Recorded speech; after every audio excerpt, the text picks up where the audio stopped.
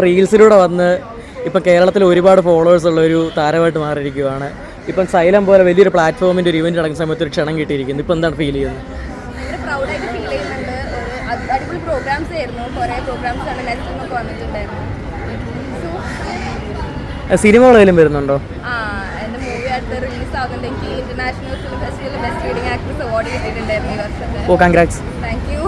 Tamil movie ആയിരുന്നു. Next Malayalam projects വരുന്നു.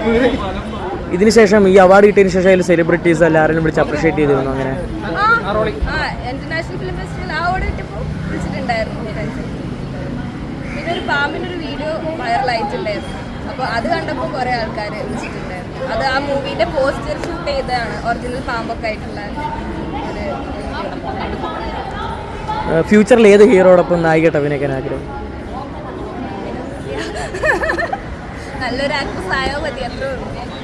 ഇപ്പം മേ ബി ഇപ്പം ഇയാൾ സ്റ്റാർട്ടപ്പിനാണോ അതോ എന്താ പറയുക ആക്ടിങ്ങിലാണോ വില കൊടുക്കുക? Means acting, mainly acting. എനിക്ക് ആക്ടിങ് പണ്ടേ പാഷനാണ്, ഇഷ്ടമാണ് പണ്ടേ.